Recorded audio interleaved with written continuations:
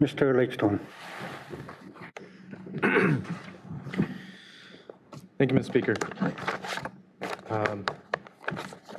After Friday's little hiccup, I am happy today that I do not have any visitors to recognize in the gallery. No offense to those present, Mr. Speaker. Today, my questions are for the Minister responsible for the Qulliq Energy Corporation. Mr. Speaker, it is becoming increasingly undeniable that renewable energy initiatives are essential to addressing the global climate crisis, which is why I've been a strong and consistent proponent of meaningful work in this area. Mr. Speaker, in the previous Assembly, I was proud to support the passing of Bill 12, an act amending the Qulliq Energy Corporation Act, which gave the corporation the ability to purchase power. And Mr. Speaker, I applauded the Qulliq Energy Corporation when they launched their net metering program. Mr. Speaker, most recently, Mr. Speaker, I was again happy to support and applaud the Qulliq Energy Corporation when, in March of 2021, the Power Corp launched the new commercial and institutional power producer program, which is designed to allow existing commercial and institutional customers, such as government departments, hamlets, and businesses, to generate electricity using renewable energy systems and sell it to the Qulliq Energy Corporation. Mr. Speaker, in the Power Corporation's most recent annual report, it indicates that it sold over $32 million worth of power to the government of Nunavut's departments during the 2020-2021 fiscal year. Mr. Speaker, this is a considerable amount, quite the sum, Mr. Speaker.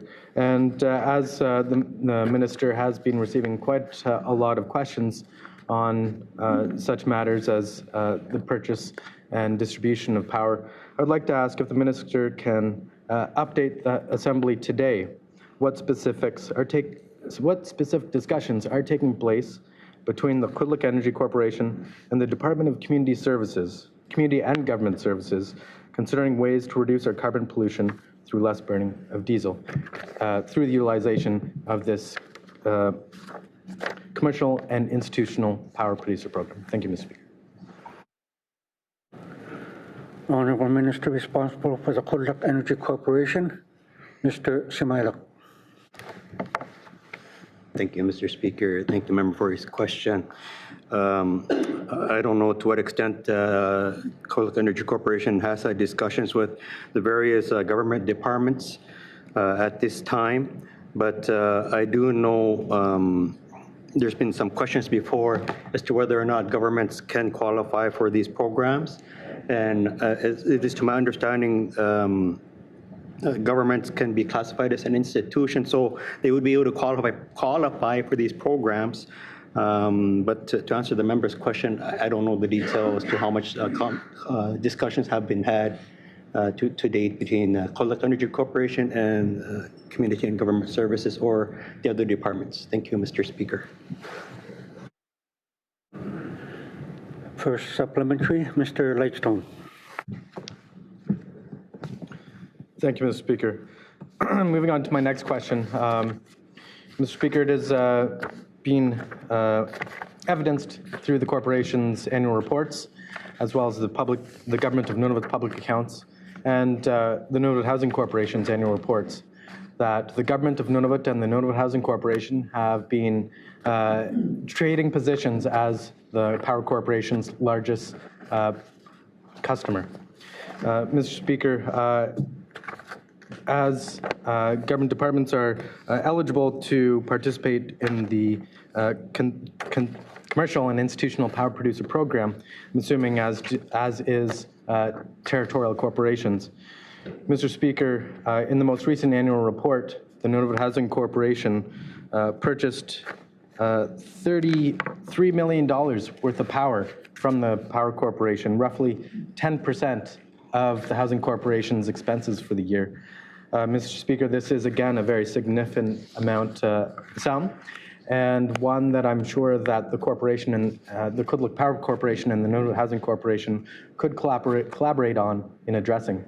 So I would like to ask the minister if he'd be able to provide an update on the House on any discussions which have taken place between the Power Corporation and the Nunavut Housing Corporation, specifically on this commercial and institutional power producer program. Thank you, Mr. Speaker.